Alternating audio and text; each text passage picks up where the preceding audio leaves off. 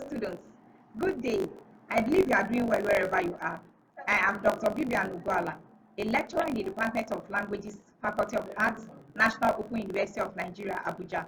I am your online facilitator for the course, ENG414 Speech Writing. Welcome to week 8 of your online facilitation. Last week in week 7, we looked at concision in speech writing.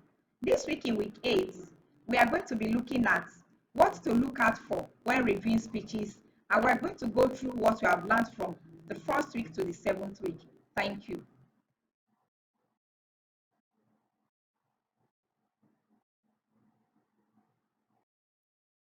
My email is bugwala@noun.edu.ng.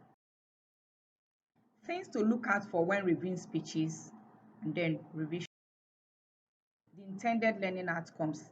At the end of the lecture, you should be able to explain what communication is, explain the different parts of a speech, things to do before writing the speech proper, and things to look out for when reviewing speeches. Class activity 1. Before proceeding to watch the remaining parts of this video, write out the outline for 2 speeches. In this lecture, we have learned so many things. We have learned the basics of communication, language and speech, types and purpose of communication, types of speeches, audience analysis. This is very important when writing a speech for an audience. You have to do audience analysis to know the type of audience you are going to deliver your speech to know their age group, to know their educational background, and so on. We also looked at writing stages, how to source for information when writing a speech, the internet and speech writing, logical issues in speech writing, the introduction part of a speech, and other parts of the speech. We learned that a speech basically has the title, the introduction, the body of the speech, and the conclusion.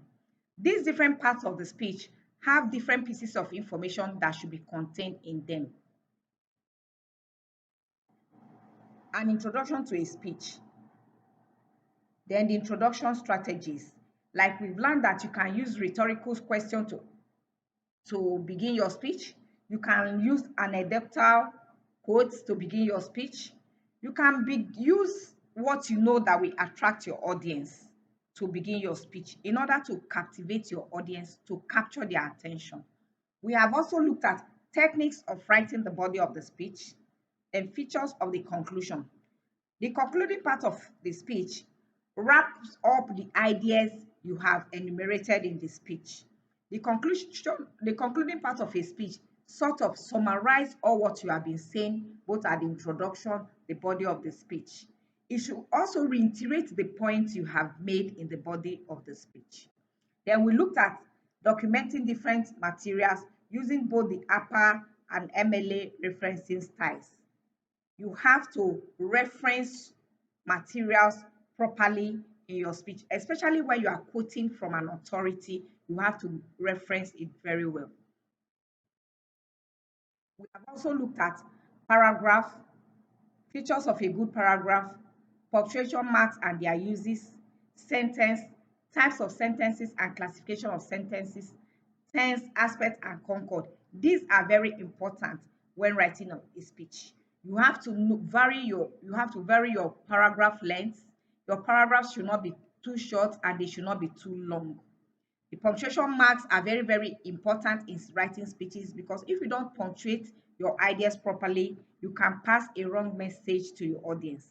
And at one part of the lecture, we gave illustrations and we gave examples of how an ineffective punctuation can change the meaning of a sentence. We also look at concision in speech and how to achieve emphasis in speech. We looked at how to fine-tune a speech, and we also looked at what makes effective diction. Things to look at for when reviewing speeches. The introduction. Make sure if you want to review a speech, you have to look at what the ideas the speech writer has in the different parts of the speech. Is the introduction interesting? Is it boring? What type of adjective has the speechwriter used? Then the body of the speech, you also looked at things that will enable you to be able to pass across to the reader of your review what the speechwriter has, that the ideas the speechwriter has at the different parts of the speech. Then the concluding part of the speech. Does the concluding part of the speech reflect what the writer or what the speech maker has in the different parts of the speech, or is the speech maker bringing in new ideas in the conclusion?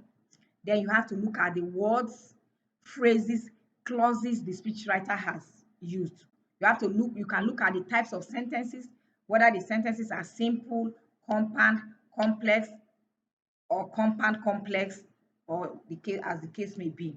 You can then look at the types of paragraphs. Are the paragraphs moderate in length? Are they well delineated? And activity 2. How can an inefficient audience analysis mar a speech? I repeat, how can an inefficient audience analysis mar a speech? We have said it times without number that before you write a speech for an audience, you have to do an audience analysis to know the type of audience you are going to deliver a speech to. Thank you for listening.